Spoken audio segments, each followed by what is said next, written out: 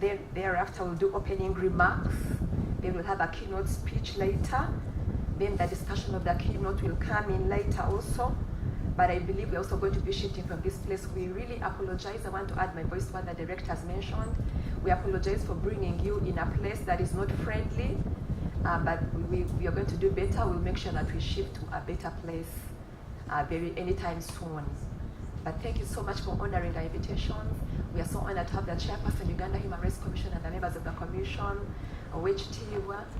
Thank you so much for coming and honoring our invitation this morning. I request His Grace, the Most Reverend Dr. Kazimba, to come and lead us in a word of prayer.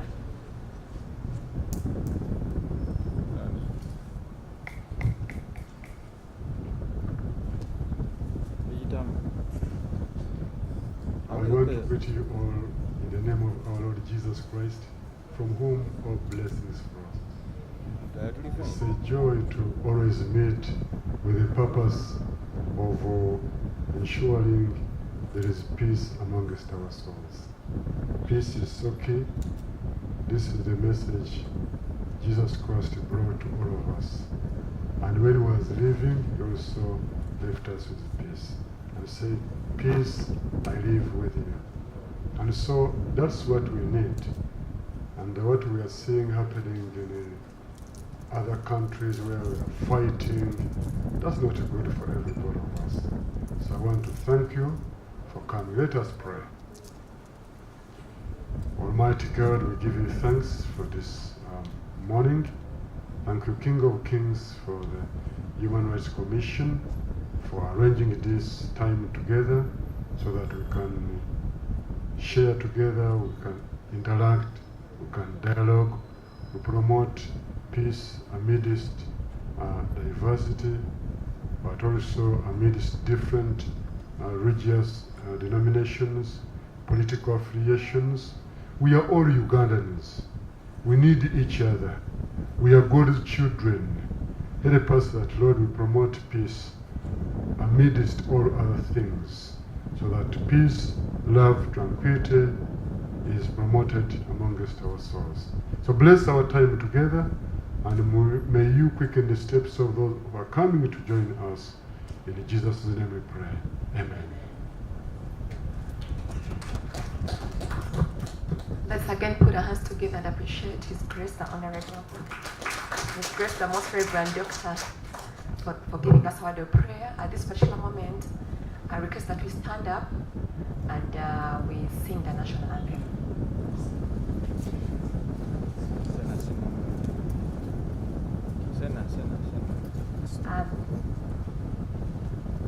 Are we going to play it?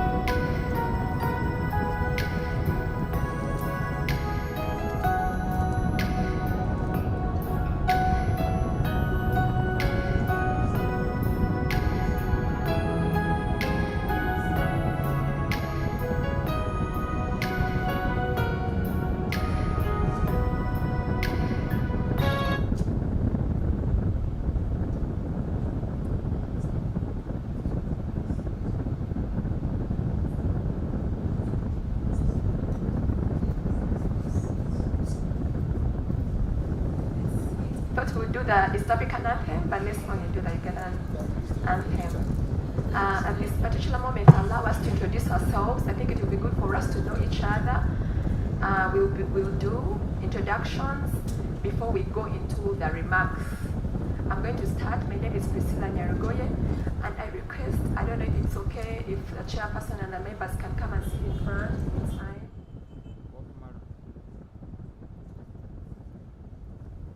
The chairperson and the members of the commission, I request you kindly to come and sit in front.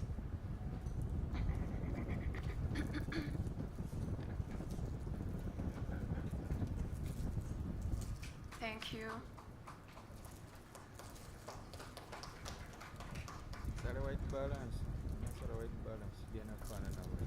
Thank you so much, Chairperson. Thank you, members.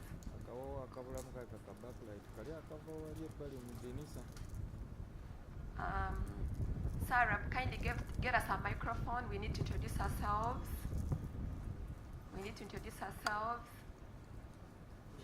We've already introduced His Grace. We've already introduced the chairperson, Uganda Human Rights Commission, Maria Mwangadia. And Commissioner Crispin Kaheru is also in the midst today. And Commissioner Shifra Lukwago. I request they wave so that we can all see them. You're going to move into a round for introductions. Let's do our introductions right now before we do opening remarks. I'm going to start from here. Yeah, I'm called Fred Bill, the Secretary General UPC.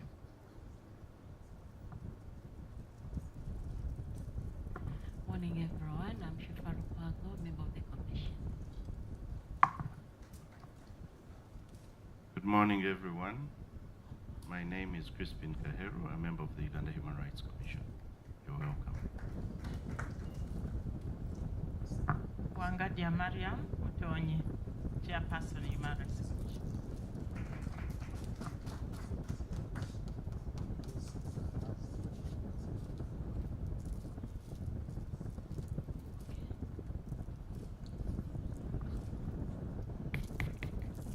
I'm Reverend Johnson Kansime, the chaplain to the Archbishop of the Church of Uganda.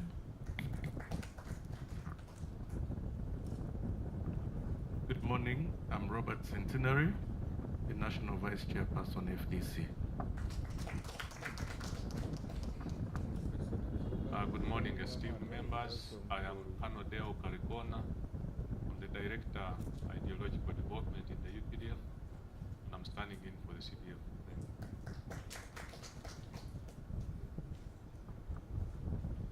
Morning. I'm Captain Ben Michael Iranya. I work with UPDF. Morning. Major Benson Mwebaze, the Staff Office of UPDF. Good morning, everybody. My name is Alaso Alice Ashanut. I lead the Alliance for National Transformation. Thank you. Good morning, everyone. My name is Joan Amito. I have the pleasure of serving with the Advocacy and Communications Unit at FIDA Uganda. Good morning, everyone. My name is Christopher Bwanika, an advocate of all courts of judicature and also working as Attorney General of Uganda Kingdom. I'm standing in for the Katikkiro of Uganda. Good morning, ladies and gentlemen, colleagues. My name is Omara Peter Lamex. I'm a commissioner of the Uganda Human Rights Commission.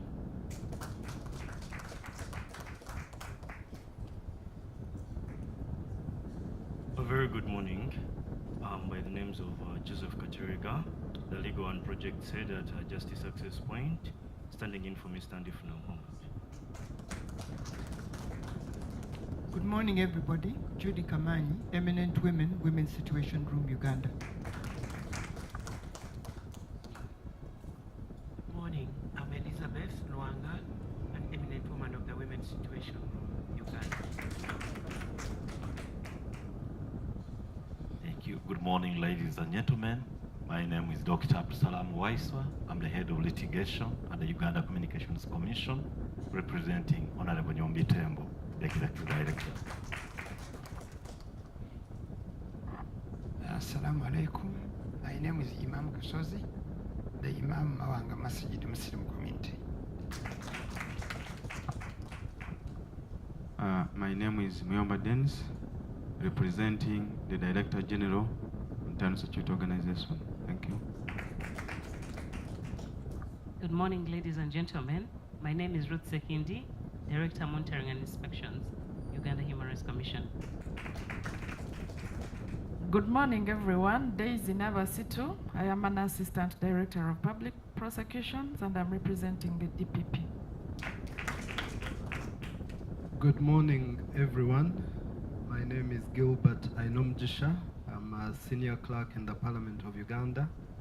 I facilitate the Committee on Human Rights. Thank you. Good morning, everyone. My name is Saindiona Kasa Edward.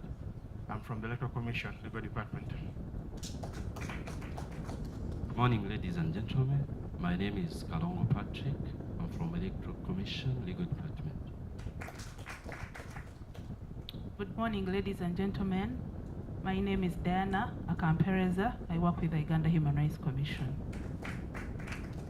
Good morning, everyone. My name is Nauka Christine, doing internship at the Uganda Human Rights Commission.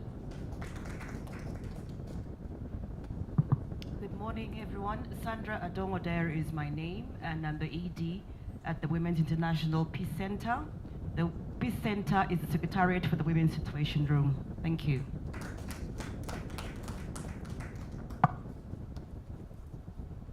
Mambusian Davis is my name. I am from the academia, and I greet all fellow citizens. Good morning, everyone. My name is Omega Catherine, and I work with the Foundation for Human Rights Initiative as the research and advocacy. Thank you. Good morning, ladies and gentlemen. I am Joan Comfort Agazu Valese, the Vice Chairperson, Uganda Media Women's Association. Good morning, our distinguished guests. My name is Sarah Virunji. I work with the Uganda Human Rights Commission. Protocol observed. Good morning. I'm called Alex Vupumone. I'm the Public Affairs Manager, Uganda Human Rights Commission.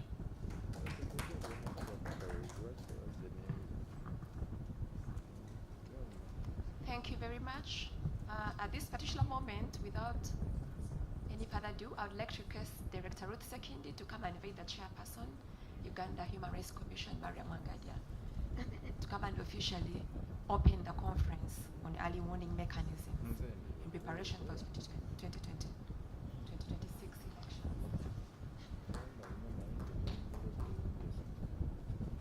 Thank you, Priscilla.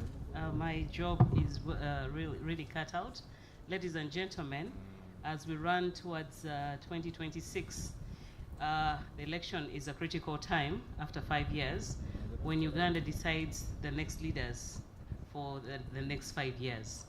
And during this time and all this process, it usually is heated. And during this heat, a lot happens. We have seen arrests, we have seen agitation, the grievances that were simmering over the years come out. We face a number of issues: tribalism, sectarianism.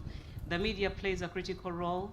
Political leaders, religious leaders, cultural leaders all have a discussion on what can be done to ensure that we have a smooth transition or a smooth process.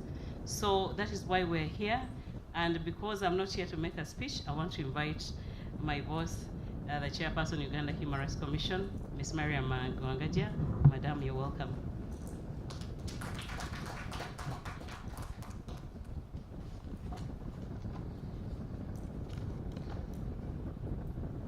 Your Grace, the Most Reverend Archbishop Kazimba, honorable members of Parliament, government officials present, representatives of political parties, representatives of civil society, the academia, the media fraternity,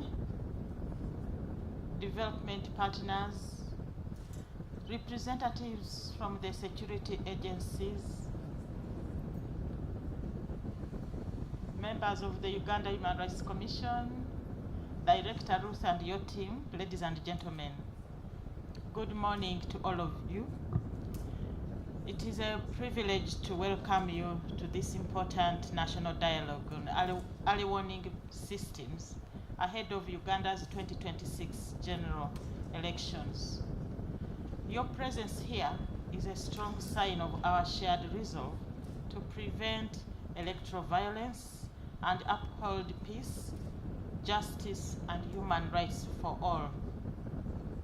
Distinguished guests, Ugandans have experienced both the promise and pain of elections.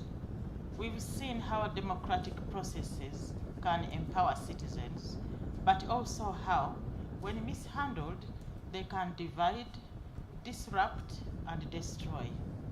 That's why we are here today. Ladies and gentlemen, elections are not just about votes. They are about dignity. They are about trust. They are a test of how far we've come as a democratic society. But truth be told, elections in Uganda have quite often been marred by tension and violence. From Kasese in 2016 to Bujiri and Arua in 2018, we've seen what happens when early warnings are ignored. It is not enough to respond after violence breaks out. That's too late. The lives lost, trust broken, and communities divided cannot easily be repaired. Prevention must always be our priority. Distinguished participants, early warning is about identifying risk before it becomes a crisis. It is the backbone of electoral preparedness. Think of it like this. You don't wait for your house to catch fire to install a smoke detector. The same applies to elections. We must be able to detect hate speech, political exclusion, incitement, or disinformation early and act fast.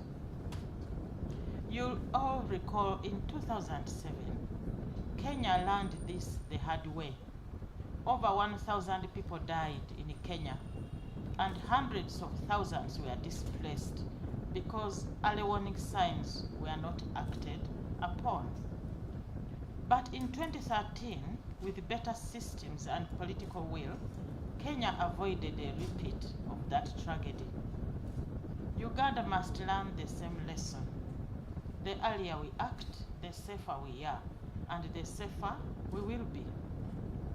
Ladies and gentlemen, we need systems that collect real-time data from communities, the media, civil society, and even social media. But we also need the political will to respond. A warning is useless if no one listens. Unless all localize these systems, a resident in Karamoja, a boda cyclist in Mbale, or a youth leader in Igulu can give more relevant alerts about their areas than a distant analyst in Kampala. We also need inclusive platforms where women, youth, people with disabilities, and marginalized groups are not just protected, but actively involved in shaping solutions. Let me emphasize this. No single actor can ensure peaceful elections. Everyone must step up. The Electoral Commission must ensure transparency, credibility, and timely communication. Delayed or unclear processes create suspicion and conflict. Security agencies must act lawfully and impartially. Policing elections is not about intimidation. It's about protecting human rights. Force must be a last resort, not the first. The media must fight disinformation with facts, not fuel division with sensationalism. Religious and cultural leaders must speak peace and promote tolerance in their communities. Civil society and human rights defenders must monitor, report, and support those at risk. Government and parliament must fund and support early warning mechanisms. Distinguished participants, together we must build a rapid response framework that links data to action. Let us use technology wisely. SMS alerts, social media listening, and geomapping of hotspots. But let us also remember, technology is not a solution without ethics. Any surveillance must respect privacy. Any intervention must protect, not punish. We must always remember, human rights don't go on holiday during elections. In fact, they matter most during these times. If you silence dissent, intimidate journalists, or criminalize peaceful protests, you are not protecting peace. You are simply provoking unrest. Real peace is when every Ugandan can vote freely, speak safely, assemble peacefully, and seek justice without fear. But always remember to enjoy your rights responsibly. Let us put people at the center of early warning, especially the most vulnerable. Ladies and gentlemen, let me invite you to interrogate these three key questions. 1, are our early warning systems inclusive, data-driven, and timely? 2, are we acting on real warning signs such as hate speech, fake news, and political exclusion? 3, are our institutions coordinated and prepared to respond before tensions escalate? Distinguished participants, the journey to a peaceful and credible 2026 election begins here, now, with the systems we design, the partnerships we build, and the action we take. Let us agree today on a rights-based action plan, clear, practical steps we can all commit to. Let us turn this meeting into a launchpad for peace. Let us remember what former UN Secretary General Kofi Annan said, I quote, "Preventing conflict is not only less costly than responding to it. It is the right thing to do," I quote. And as Abraham Lincoln once said, elections belong to the people.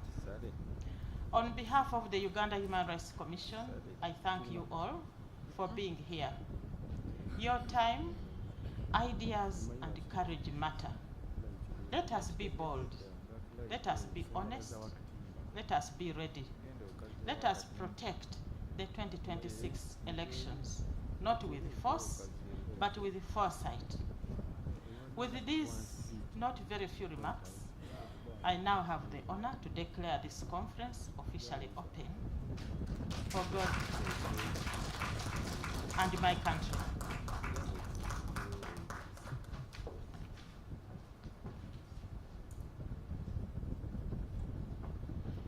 Thank you, Honorable Chairperson, Uganda Human Rights Commission, for officially opening the conference. Let's put our hands together and appreciate her for that, for the opening remarks that she has made. Ladies and gentlemen, we are streaming live on YouTube and Facebook, and we are also on X right now. Kindly take note of that. At this particular moment, without wasting time, I would like to invite Dr. Ruhweza, Dr. Ruhweza Daniel. He's going to be giving us a keynote speech. Thereafter, we'll have Dr.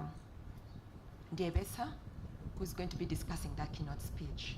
Dr. Daniel Ruhweza, you're welcome.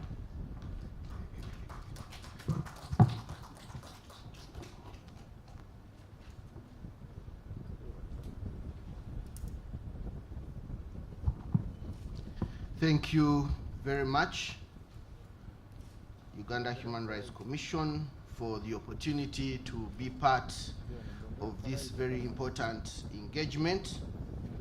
The chairperson, Uganda Human Rights Commission, honorable members of parliament, I also see fellow citizens who are now in big places as commissioners of the commission, officials from government ministries, departments and agencies, members of civil society and academia, religious leaders present, including the one with whom I share a birthday, August 15th, although he supports Arsenal and I support Man U. Representatives of women, youth, and persons with disabilities, members of the media, ladies and gentlemen, good morning. We gather here not just in anticipation of an election, but because of the service of peace, dignity, and democracy. Early warning mechanisms are not simply bureaucratic tools. They are the moral radar of a nation that refuses to let violence, exclusion, or manipulation define its political future. Honorable members, ladies and gentlemen, we gather here because of the fact that Uganda is a republic. Uganda is governed by a constitution, and Uganda celebrates democracy as one of its key tenets, and in particular, electoral democracy. Early warning mechanisms, therefore, are supposed to help us ensure that democracy. Our constitution is very clear when it comes to the position of citizens and the central role they play when it comes to choosing their leaders. But we know that certain things can easily disparage that sanctified role. So early warning mechanisms are those that help us. They take many forms, from intelligence reports and election observers' assessments to community peace committees, social media trends, and citizen complaints. Whether these are drawn from police reports in a remote village, from a social media post, from a worried voice at a community dialogue, early warning is about listening before there is breakdown. At the last election, I recall a young man telling me that he did not choose his preferred choice of candidate because of the information he received from those around him. He had been classified to belong to a certain group or ethnic tribe, and as a result, for his safety, he decided to choose differently. That early warning mechanism is what we are talking about. Views that are expressed in a saloon, views that are expressed in muted, hushed conversations in a taxi, views that are expressed in WhatsApp groups that seem to indicate something that is not necessarily what we hope an election is supposed to be. That is an example of an early warning mechanism, and that is why we are here today. Not to wait and react, but to anticipate and prepare. To build a Uganda where elections do not trigger fear, but inspire confidence. A Uganda where political competition is not a battlefield, but a contest or a contestation of ideas. Talking about fear, at the last election, a colleague gave me a call and said he is traveling to Kenya because he feels safer in Kenya during the election season. So I asked him, are you going to participate in the voting? He said, no, I am safer there. And said, actually, I advise you, set aside $10,000 and buy an apartment. I was like, but we have a role to play in choosing our leaders and holding those leaders responsible if at all we are going to be building the Uganda that we want. which then brings me to my next point on voter turnout, which should mirror our democracy. If we wish to understand the strength of our democracy, one important indicator is voter participation on who chooses who to vote and who chooses who not to vote, including those who decide, although eligible, not to vote at all. Looking at the past general elections, voter turnout has varied.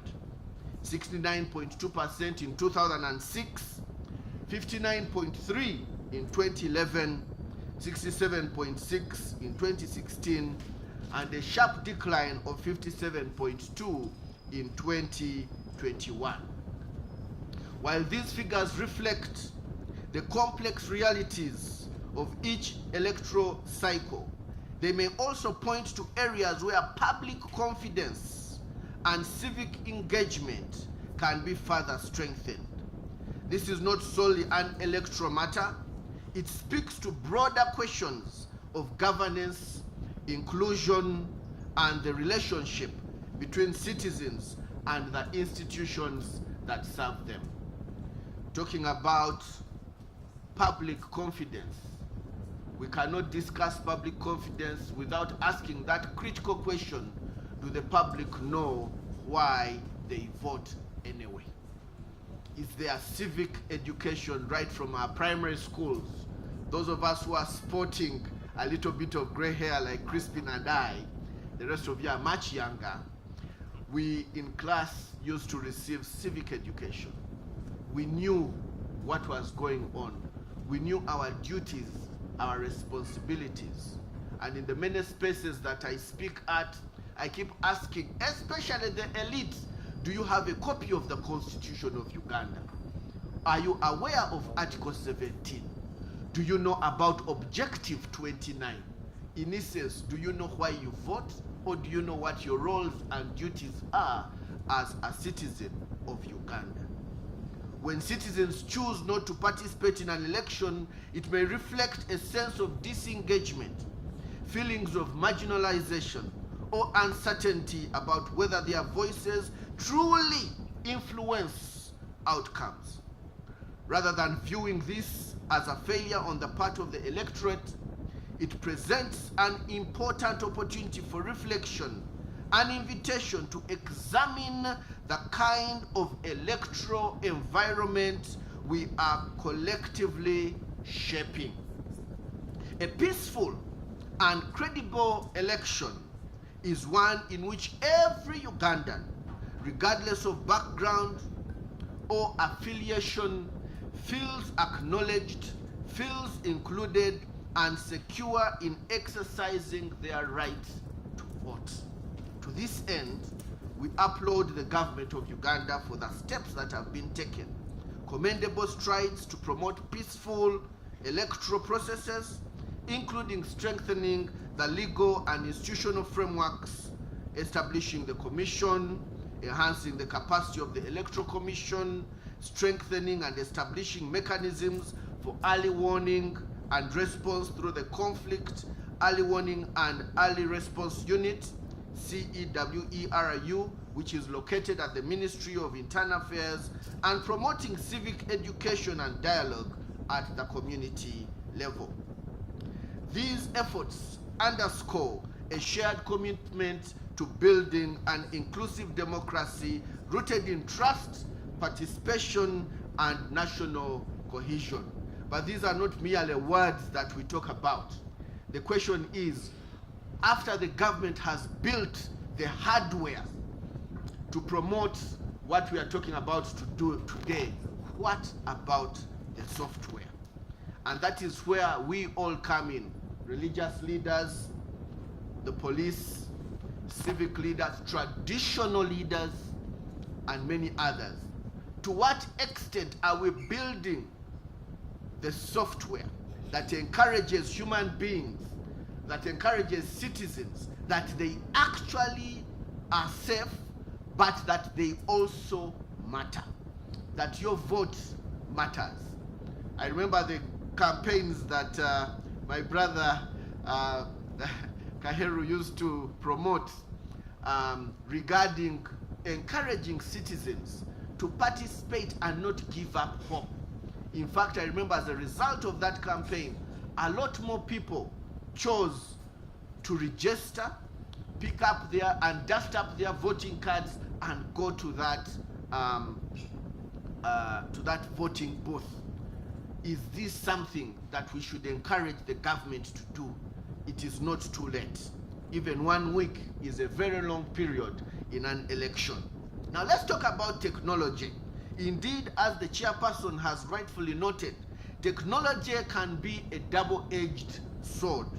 We are living in a transformative digital era, one that presents immense opportunities for strengthening our democratic processes while also introducing challenges that must be managed with care and responsibility. The government indeed has embraced technology to enhance transparency and efficiency in our electoral system. Innovations such as the biometric voter verification, real-time result verification and transmission, digital civic education have significantly contributed to building public confidence in the electoral process. Nonetheless, at the same time, we must remain vigilant. We are living in a country that is VUCA. The world is volatile, it is uncertain, it's complex, is ambiguous. Remember that phrase, VUCA. Volatile, uncertain, complex, and ambiguous. Anything can go. Impressive or impressionable minds only need a social media post, a WhatsApp conversation, or an AI, artificial intelligence generated image or video to convince them otherwise. Hence, the need for us to be vigilant. The misuse, therefore, of digital platforms through disinformation, cyber manipulation, and the spread of hate speech, as our chairperson has noted, poses real risks to national harmony and democratic integrity. I must point out that all of us seated here are leaders, and every post that we see or forward has a huge impact on the people who see it because they believe in us, they believe in you, they trust that what you have sent is yours and that it has been considered before we send it. And therefore, regardless of who you may be, you need to know that there is a following, actual and imagined, that comes as a result of who you are as an individual. If Ruheza sends something on Facebook or sends stuff to speak, there will be some impressionable minds who have known Ruheza from another place who will follow and believe, and they will even quote what Ruheza allegedly said, even if it is just a forwarded message. Hence the need to be vigilant. A single manipulated video or inflammatory post can undermine hard-earned stability. Our collective responsibility, therefore, is not to shy away from technology, but to regulate it wisely, promote digital literacy, and enforce accountability for those who use it to divide rather than to unite. And this is where we ask our media personalities to help us, and those in charge of these digital platforms, to hold accountable those who post messages that are potentially inflammatory and potentially driving us into hate speech. In the United States of America, they have what we call fact checkers. Fact checkers. For every speech that is delivered, there is someone checking those facts and ensuring that what you have said is either correct or wrong, and putting it to you to ensure that what you have said is verifiable or not verifiable. Hence the need for all of us to take action. In doing so, we safeguard both freedom of expression and the greater public good, ensuring that the digital space becomes a platform for informed participation, not a tool for disruption.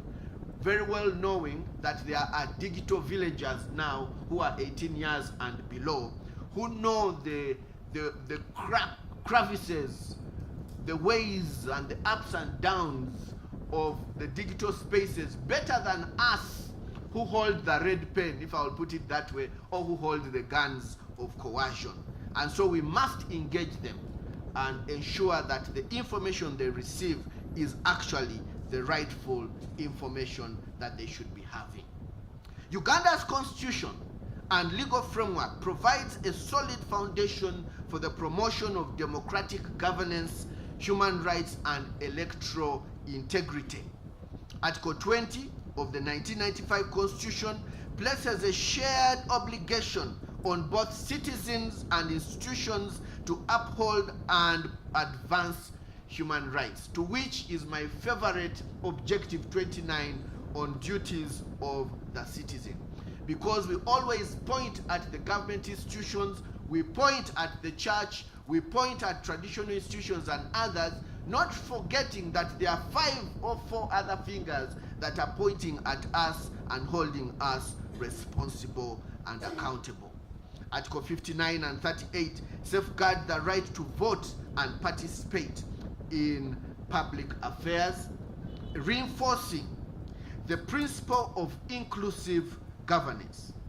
Legislative instruments such as the Electoral Commission Act and the Uganda Human Rights Commission Act establish mechanisms for the transparency, oversight, and accountability in electoral processes.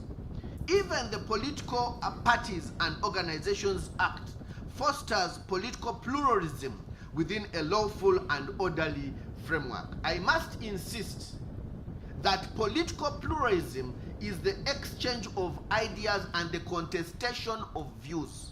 There is a misnomer, a misconception that those who don't agree with the said stand are anti-state, anti-government, anti-country. That is not true. Everyone has an opinion. As we all know, everybody has a set of nostrils. Now, the idea is that we should be giving space for people to express those views and not be held accountable or punished for having a view that is contrary to other people's views. You can hold them accountable in case their views border on hate speech, border on criminality, the promotion of violence, etc. But that view should be given a space. That is what political pluralism, if we say we are a multi-party democracy, that is what it is about. It should not remain on our statute books, and then it is not given an opportunity to be expressed in real time. At the regional level, Uganda remains firmly committed to the principles outlined in the African Charter on Democracy, Elections, and Governance, reflecting our alignment with the continual and continental aspirations for peace, participation, and the rule of law.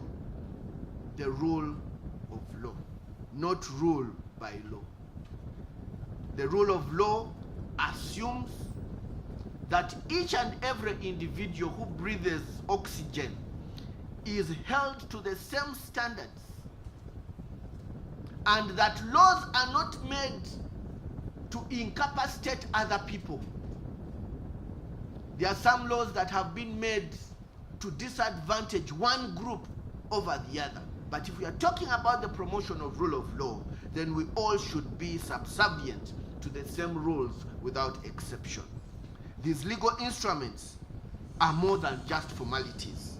They serve as vital safeguards against instability, against exclusion, and against disorder. However, the effectiveness of these frameworks lies not only in their existence, but in their implementation. It is incumbent upon all state institutions, all political actors, all civil society, all citizens, religious and traditional leaders, to ensure that these laws are not only upheld in spirit, but applied in practice, thereby strengthening public trust and deepening democratic resilience, and in so doing, addressing the poor voter turnout that is becoming a trend today. So how then do we strengthen, therefore, early warning ahead of 2026? Ensuring a peaceful and credible electoral process in 2026 is not going to be the responsibility of only one institution, one ministry, or one political actor. It's going to be a collective national obligation. Achieving this goal requires strengthening collaboration across all sectors of society. We must make full and effective use of collaborative fora that state has established to bring together state and non-state actors, including but not limited to the Judiciary, Electoral Commission, the Uganda Human Rights Commission, security forces, CSOs, and the general public. We must be what General McChrystal calls a team of teams, whereby we are all enforcing and driving towards the same idea. These platforms indeed provide an important space to coordinate efforts, share information, and respond to early signs of tension in a timely and constructive manner. What I'm saying here is it shall not be the privilege of one organization or one institution over the other, but we are working as teams. In Team of Teams, General McChrystal in his book underlies how the fight against the Al-Qaeda failed because of the privileging of one group over the other. In the army sector in the US, you have the general or the field marshal that gives the final order. But they were fighting a team, or they were fighting a collection of Al-Qaeda that had different leaders. You nuke one person, another one rises up. You nuke that one, another one rises up. And therefore, it became so difficult to engage the Al-Qaeda until they had to adjust and innovate. The FBI had to work with the CIA. The CIA had to work with the Department of Justice. The Department of Justice had to work with the White House. And so all these teams had to start coordinating their efforts. So if CMI, for example, in Uganda, has certain information, you are not the one that keeps that information to yourself, because enforcing and addressing it may need other people. So information sharing is very key. And that is how they managed to address and combat the Al-Qaeda and receive the results that they did. But we do not drop the ball. The assumption normally is that after elections, then business is as usual. No, it is not. I've always said in forums that have been given an opportunity to speak to, that the electoral system, the electoral process is not that day that we vote. It starts now. And it starts even after you have sworn in the next leader. It is a process that continues ad infinitum. I make the person who, I choose the person I'm going to vote. For example, the person I'm going to vote is not going to convince me during the next election season. I have had 5 years to study that individual. And in those 5 years, I've already made up my mind. I don't need to listen to any campaign. I see things that have happened in my nation and I make an informed decision. Because the electoral process is not the day, it is the event that happens. So that's why we need that. So equally is the inclusion of normally disadvantaged people, women, children, persons with disabilities, who are not merely observers, but are active contributors to peace building and democratic participation. Talking about persons with disabilities, there are those persons with disabilities who society will blanket as unable to make a comprehensive decision. Let's talk about persons who are living with mental disabilities. It's not in all cases that they are actually disturbed by the mental disability. Some of them have their lucid moments where they speak well, articulate properly, and can actually make informed decisions. Let me hurry up. Institutional cooperation, therefore, must be underpinned by seamless data sharing, mutual trust, and a shared commitment to transparency. Mutual trust. Knowing that you're all on the same winning team. I normally use this example in marriage because I've been married for a while. Your wife or husband does not wake up saying, today, let me think of the best way to make Shifra's life difficult. That is not what your husband does. He does not wake up saying, today, let me make Ruth's life impossible. The truth is, we all make mistakes. You may wake up sometimes on the right side of the bed, but make a mistake that offends the other. The idea is that you trust that the other person has your best interests at heart. That we all want a credible election, be it police, army, ISO, GISO, name it. Everyone wants a credible election. So there ought to be mutual trust in the systems. Trust the Electoral Commission that it is well trained and committed to do what it's supposed to do. And do not try to infuse your own ideas or your choiced candidate into the process. That is what mutual trust is, and a commitment to shared transparency. Above all, every Ugandan, regardless of political affiliation, should feel that their voice matters, their safety is protected, and their participation is valued. This is how we build an election that unites rather than divides. At this point, I'd like to appreciate the chairperson of the Uganda Human Rights Commission. At one point, you stood up and spoke out. When everybody was saying, don't touch, you touched. And I think that was an important indicator of how we all must, across the board, hold each other responsible. Once you have spoken, you have spoken. And people's confidence in the processes are reignited. Please give a hand clap. From prediction to prevention, let's talk about this shared responsibility. Early warning is often associated with predicting crisis, but its greatest strength lies in prevention.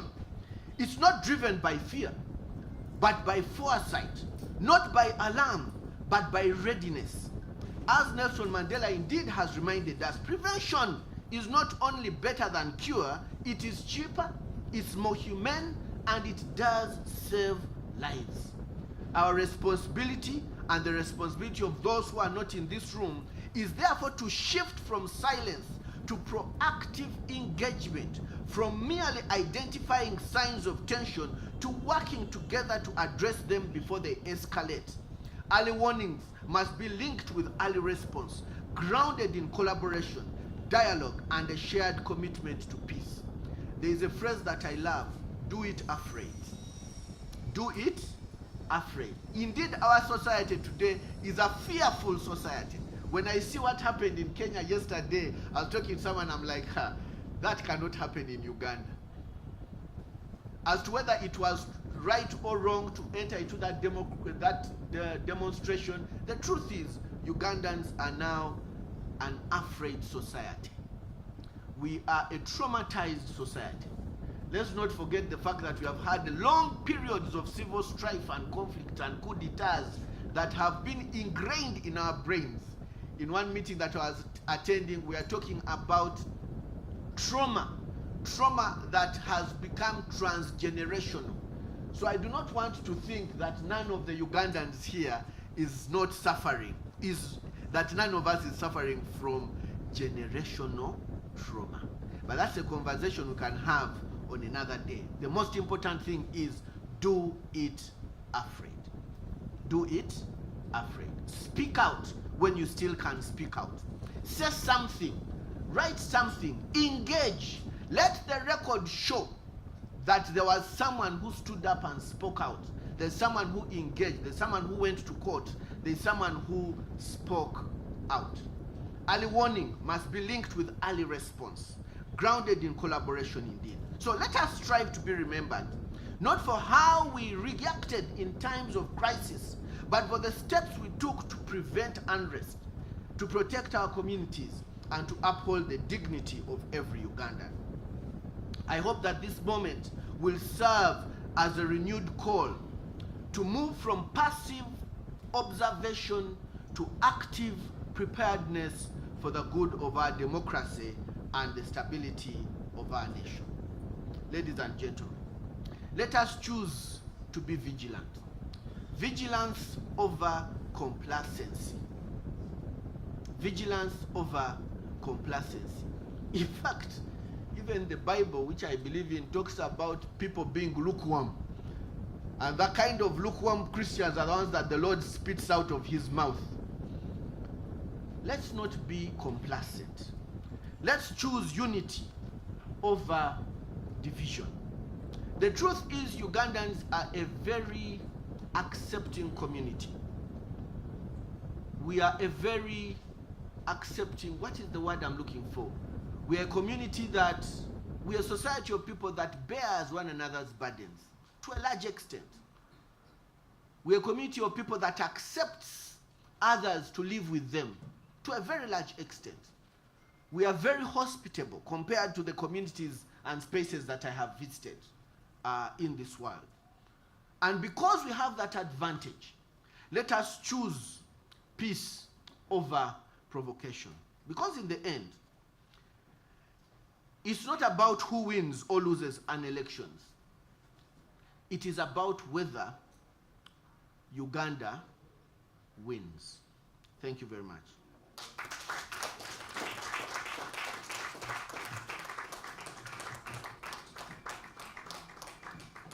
Let's give another round of applause to Dr. Ruhweza Daniel for the great keynote speech he has given us. One key message that I picked from his keynote speech is that early warning is linked to what? Should be linked to early response. So you also listened that like I did. And also we should choose peace and unity over violence and division. Sorry? Yes, that's very true. At this particular moment, I'm going to invite Professor Mwambutia Ndebesa, who is going to be who's going to be discussing the keynote speech. As he comes, please allow me to recognize the presence of the following people. Dr. John Paul from Kabale University. He's the political analyst. Kindly wave to us. You're welcome, sir. Dr. Richard Magogo from the Interreligious Council for Uganda. I saw you coming in. You're welcome, sir. Miss Mona Lisa from UPDF. You're welcome, madam. We're honored to have you. And Mr. Stephen Namata. Mr. Stephen Namata from the National Consultative Forum for Political Parties, and Mr. Johnson Kimera from Ministry of Justice and Constitutional Affairs. You're welcome, sir. At this particular moment, please allow me to invite Professor Ndebesa Mwambutia. I don't know if I pronounced your name very well, sir. I'm sorry. Who is going to be discussing the keynote speech. You're welcome, sir.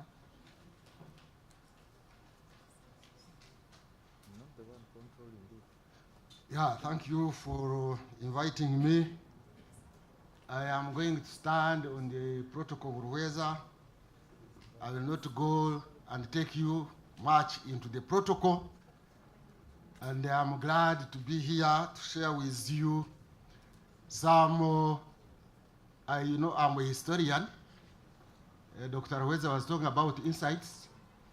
For me, I will also give you some hindsight. I'm not only a historian, but you can see I'm also aged. I'm a senior citizen. Not very many of you are my age, except maybe my OB there, boss, Commissioner Mara, boss A, and the university level.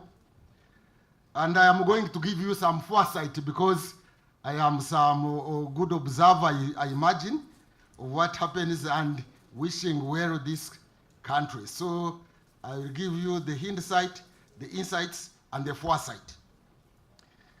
My framework for this discussion is going to rotate around the concept of consensus, the metaphor of a glass,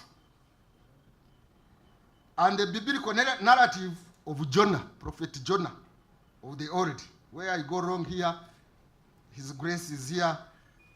He will be handed to correct me. So, election governance process or processes are based on 5 pillars. The norms of the political class, or the norms of the actors, the rules and the laws that govern electoral processes, electoral administration, electoral policing, and electoral adjudication.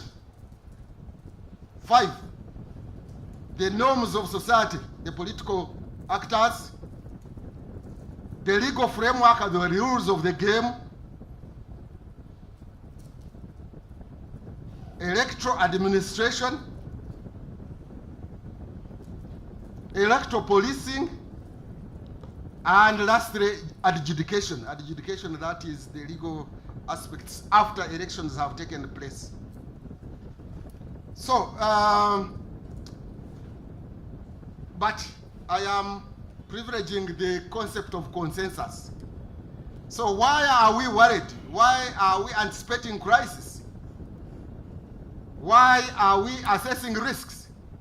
It's mainly because of the hindsight of what elections have resulted into, the outcome of elections in the past, and arising out of a failed consensus. Is there consensus in the political class? No. You can see there is no consensus. I mean, a generalized agreement. Look at the political parties. Almost all political parties are at each other's throats, within, later on, between. And judging from the green, of the precursor of this election, the Kawempe one, you saw the violence that was orchestrated there. Orchestrated by people even whom we don't, some people were calling them chiefs. I don't think they are even chiefs because they have no face. They have no face. How hold people accountable who have no face? There is no political consensus among Ugandans at that level, within the political parties, across political parties, and within the electorate. And therefore, because there is no political consensus, there is a risk of violence. Let me now go and comment on the rules of the game. Is there political consensus on the rules of the game? There isn't. I saw to Norbert Mao, minister, would be around. The last time on such an occasion we were invited by the Human Rights Commission across there. He said, I have a file on my desk. Those were the gestures he used. I have a file on my desk about constitutional reforms and electoral reforms. That was about 2 years ago. The last time I checked, he was courageous enough to tell us that in the cabinet, the file was removed from him and given to Honorable Baryomunsi, the Minister of National Guidance, to guide accordingly. I think Honorable Mao thought that NRM was a front. You know, I'm a teacher, I will allow me some time to teach this concept of a front. A front is a group of people with various ideologies and persuasions, but coming together to pursue a minimum goal. That's a front. NRM is not a front. You don't come to NRM with your views. You don't come to NRM with your agenda and with your principles and program. No, you come there on individual merit to work with NRM on the agenda. So Mao went there, the file he was told the file, please hand it over. So there is no consensus on the rules. I think Honorable Mpuga, the one who launched yesterday, also came up with proposals We don't know where they have gone. He is now in the field. The citizens' situation room, the women's situation room, they came up with an agenda, they made proposals. I don't know where they have ended. There is no general consensus on the political game and the rules of the game, and therefore, that brings out the tension that we are discussing today. That is at the rules level. And after all, we have not even made electoral rules this season. We are going to base on the previous ones. Or they might hardly bring some rules, I don't know, but then people will not discuss them soberly because they are anticipating an election. So I hope you are with me that there is no rules consensus, and therefore is recipe for a crisis. Electoral administration. There is no consensus as to how the Electoral Commission was appointed. There are different models of electing an Electoral Commission. There is one where, like in Kenya, where the chairperson is even elected on TV. In some places in West Africa, I think there is they set up like the Judicial Service Commission or Public Service Commission that does it. In Uganda, the president appoints the Electoral Commission, and others have proposed different methods of electing the Electoral Commission. So there is no consensus.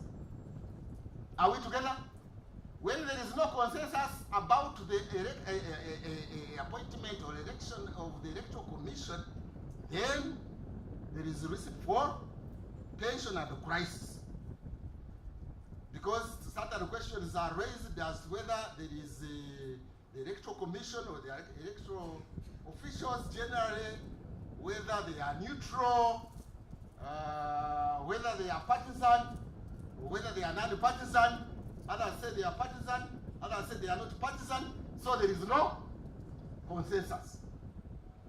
Electoral policing, security now.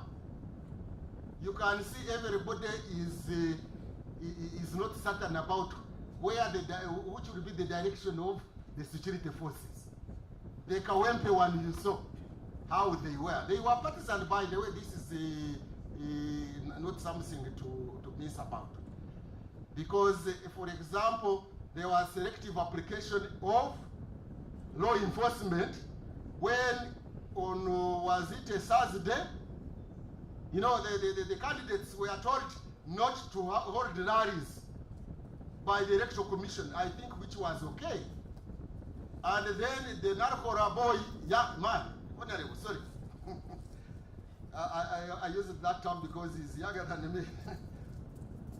He was groped for attempting to hold a rally at Kawempe Mosque, something, Kawempe Mbogo Mosque. I think so, isn't it? Yeah? We are all watching, isn't it? The following day, his competitor held a meeting there and was not groped. That is selective application of the law. And that is an injustice. And that is what brings about political tensions. So we have to think twice about electoral policing. When that issue came in Parliament, I heard ministers speaking Chinese. They were asked, General Kahindo Tafile was asked, he's a minister responsible for internal law and order, security. He was asked who were those people who are hooded. He said, I don't know so. Hey, the Minister of Internal Affairs, if you don't know, then if you don't know, what measures are you taking? We have not had the measures that were taken. So the first people remained faithless. So, electoral policing, we don't have a consensus, we don't know who participates, and whether that who participates, definitely we need electoral policing, but it should be fair to all and must not be as violent. So, I'm just introducing to you the issue of electoral policing that we must get concerned about. Electoral adjudication. That's now the courts of law What do they do after a dispute has been taken before them? Is there consensus that the judiciary is impartial? Some say it is impartial, some say it is not impartial. And therefore, in such a situation, there is tension because there is no consensus. So I want you to take those 5 pillars in mind as we assess the electoral governance process in Uganda. Are you with me? Now let me use the turn to the glass metaphor, which I promised you. Glass. You have heard of this glass full and half empty. But we could go further to say a glass is full, or a glass is empty, or a glass is half full, or half empty. So 4 scenarios. Yeah? 4 scenarios. So those are the 4 scenarios of what we expect in the electoral process. The full glass, there are those who are optimistic, sometimes recklessly optimistic, and they will say that nothing will happen, and therefore they will not anticipate a crisis, and therefore they will do nothing. That is those who are recklessly optimistic, who see the glass full. There are those who say, who are pessimistic completely also. They say, there will be chaos. Whereas I was saying, some people will be going to Kenya. Somebody will not even go to vote. They are recklessly also pessimistic. But there are those who say, things might, although there is a problem, the glass is half full. Things might turn out to be better. The Electoral Commission will be impartial. Police will be impartial. The political parties will not be too excited to fight each other. The candidates will not do that. And, or even if they do that, yeah, they will do it moderately. There will be some kind of lawlessness, but not insecurity. You know, the two are not the same. Law and order is not the same as having no security. So that is half full. There are those who are saying, but if these things happen, if this tension comes out, it will be somehow managed. Yeah? After all, we have a security in control. The commander-in-chief is in control. He will control even if there will be tension here and there. And we shall have, let me become a teacher again. Those of you who are involved in issues of peace, there is a difference between positive peace and negative peace. Did you know that? According to Rawls, Professor Rawls, negative peace and positive peace. So you can have negative peace in the sense that there is no violence, there is no commotion, people are going their business as normal, although there is no consensus, although they are not united, although they don't share much in common. That is, you have peace because there is a coercive machinery that puts you together, like there was peace in Libya for 40 years. Was there peace or no peace? There was already peace in Libya. There was even peace in Sudan, apart from South Sudan, when Bashir was there for 30 years. There was peace in Somalia for 20 years when Siad Barre was there. There was peace in Congo when Mobutu was there. There was even some peace in the initial period of colonial rule here in Uganda between 1920s and 60. Was there no peace? There was peace, but that is negative peace. It is not peace arising out of people accepting to live each other, to live with each other. It's not peace where people share a lot in common.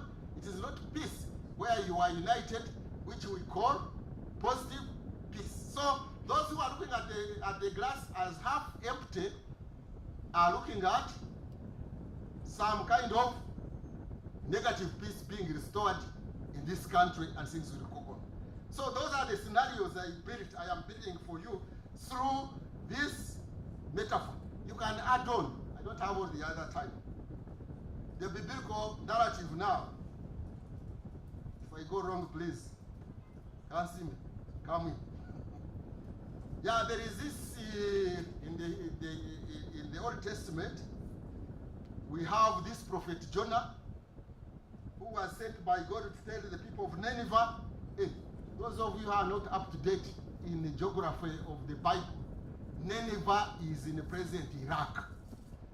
Nineveh actually is in the Mosul province or governorate of Iraq, the one where there was this fighting by the ISIS.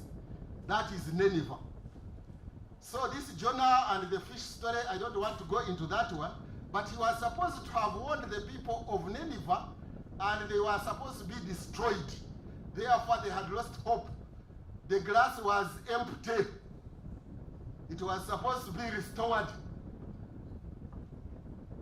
There was lost hope.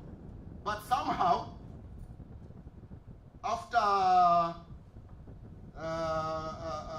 Jonah, who was, I think, pessimistic, after the people, after God had intervened, and he had gone there and preached, the people converted and listened to God, and they were saved. So we can be saved also from that anticipated crisis, even when we have no consensus.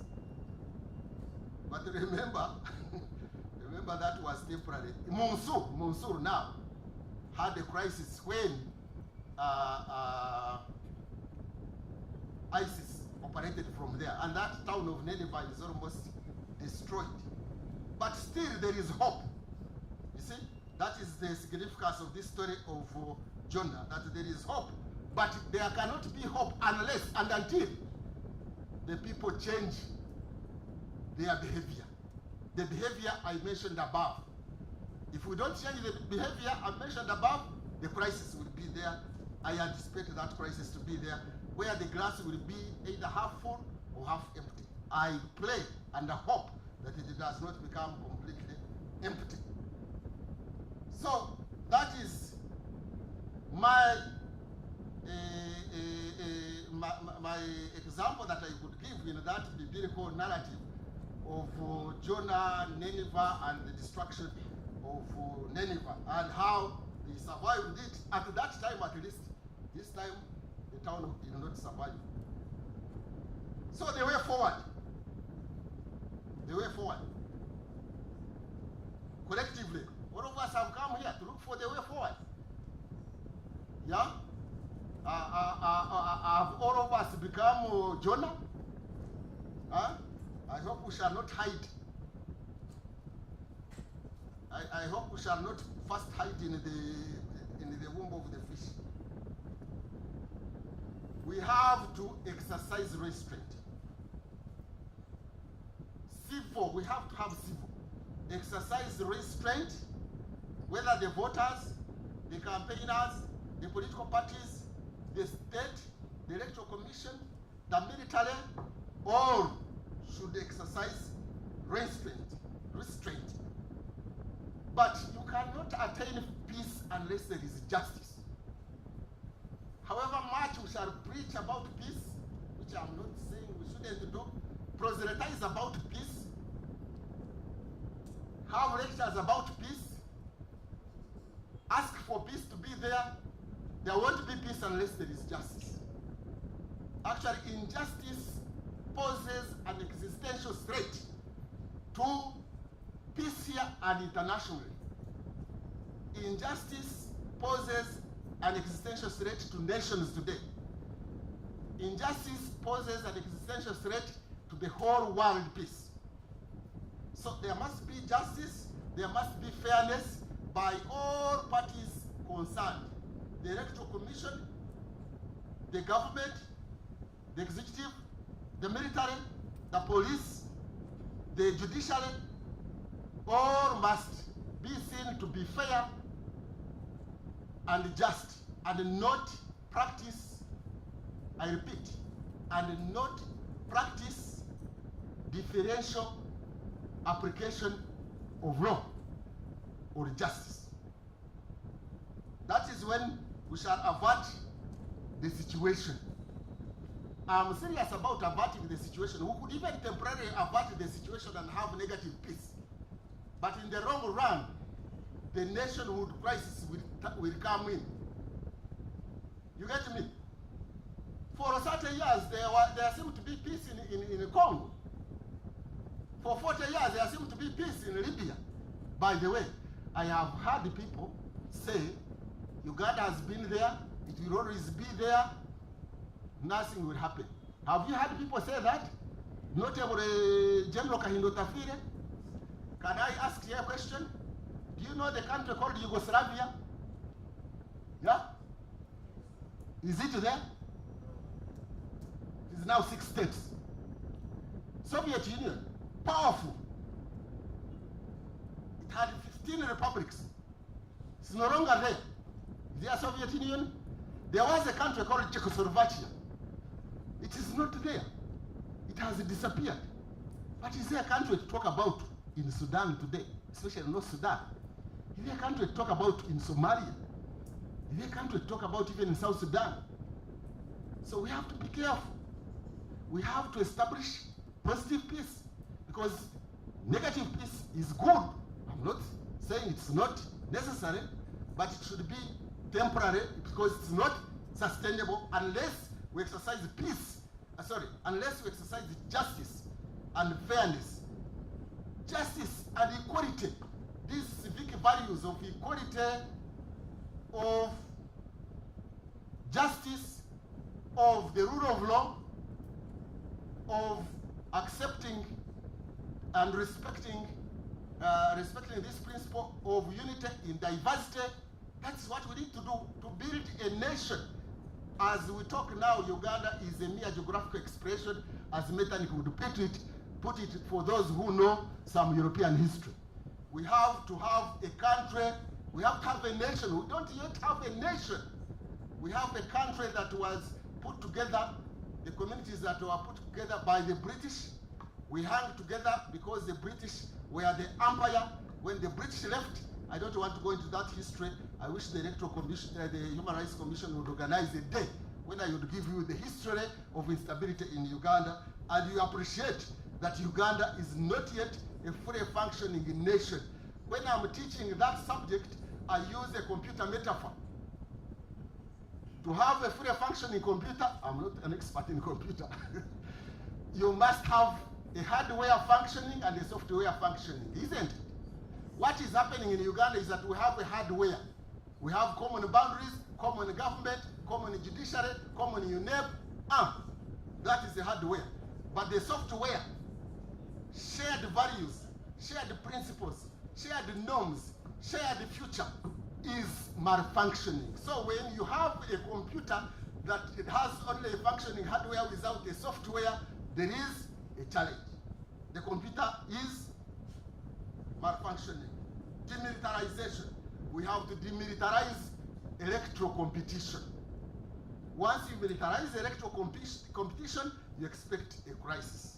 We have to avert this one. Let's not use the dictum of might is right. Let's demilitarize political competition. Let the military and security forces come in to mediate. Definitely we need them. You know, democracy is paradoxical, by the way. Have you heard of that? If you leave freedoms without constraining them, you can have this computer, even the hardware disappear. You get me? You must strike a good balance between freedom and competition.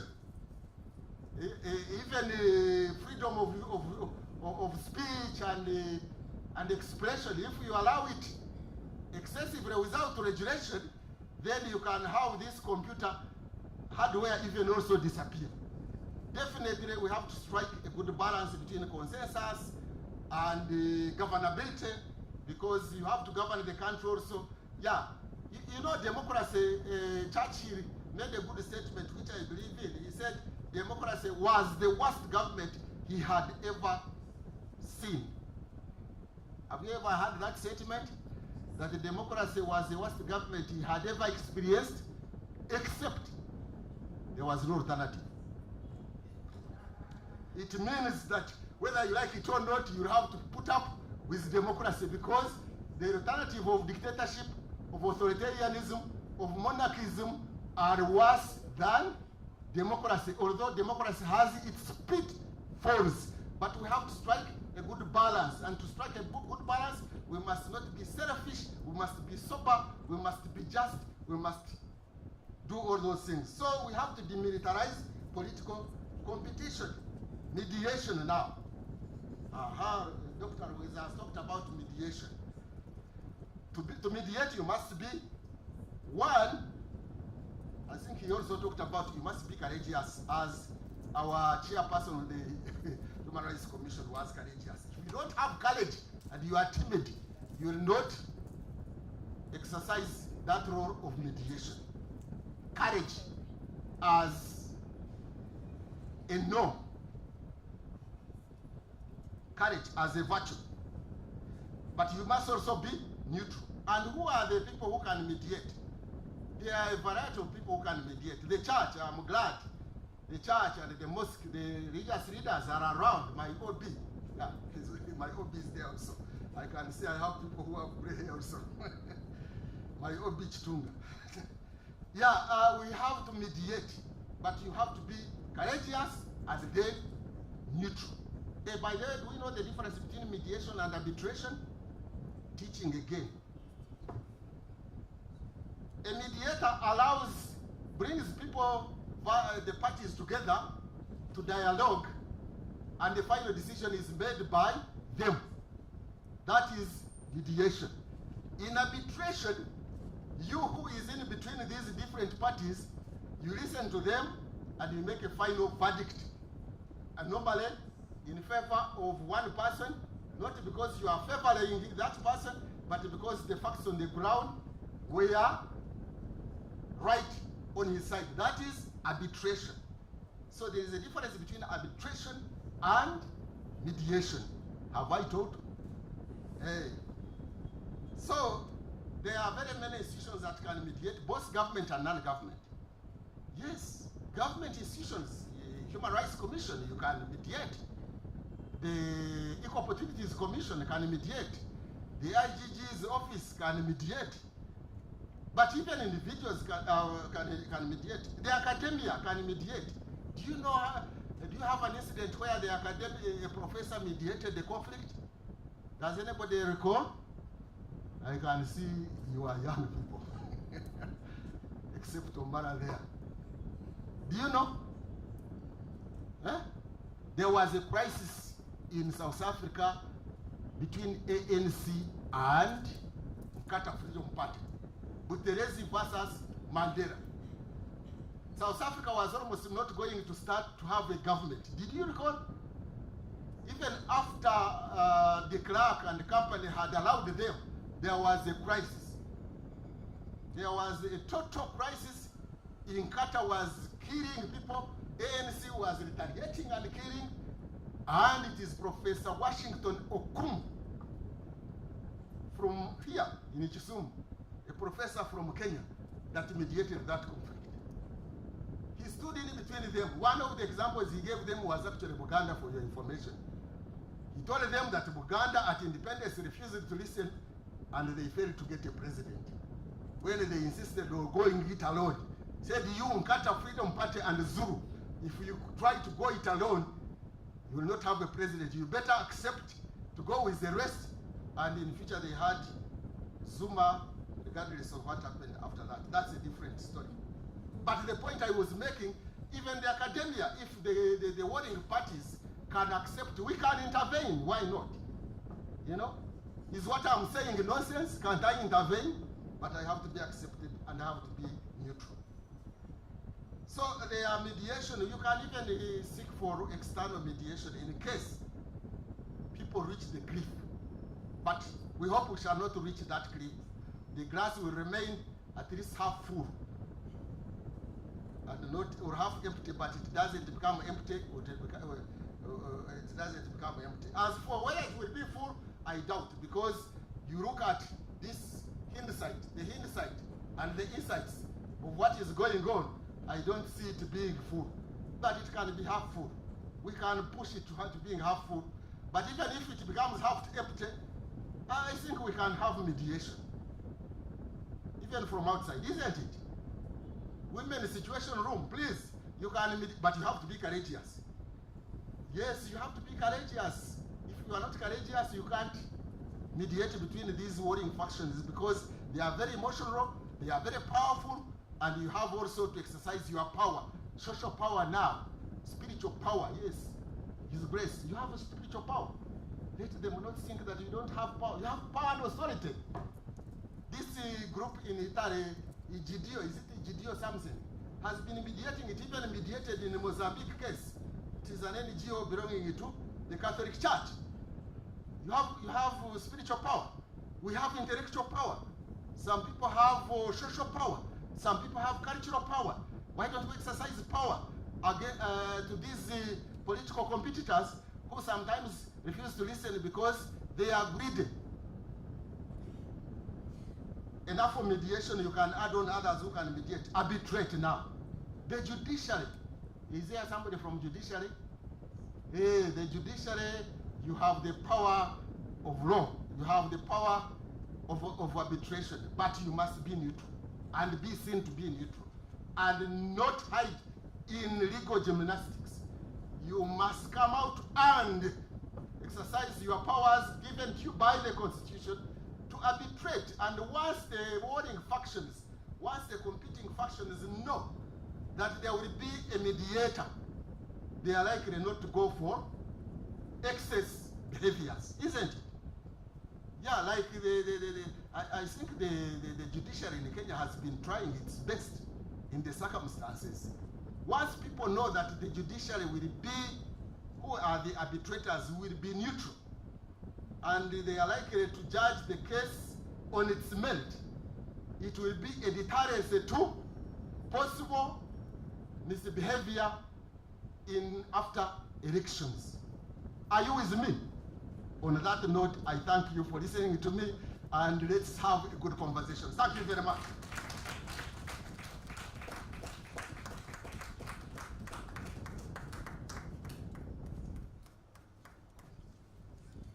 Thank you very much, Professor, for the wonderful discussion you've just made. Let's give him another round of applause, please. Thank you, Professor. At this particular moment, we are going to be going for tea. But before we go for tea, allow me to recognize the presence of some people that joined us. One, Director Pauline Nsamba. She's the Director of Complaints and Investigations, Legal Services at the Uganda Human Rights Commission. Please wave and see Director Pauline. Mr. Wetaka Patrick from BC. You're welcome, sir. Primas Bahiji, I don't know if I've pronounced your name very well, from the Netherlands Institute for Multi-Party Democracy. You're welcome, sir. Mr. Obed Katureba from the Uganda Media Center.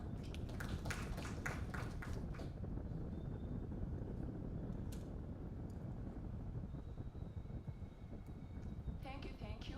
But one key message that is coming up is in regard to Uganda choosing peace, unity, love, over hate, division, and violence.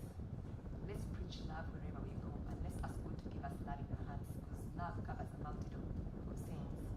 At this particular moment, I'm going to request, we're going to take a group photograph, but for a few people, we'll have another group of the photograph down.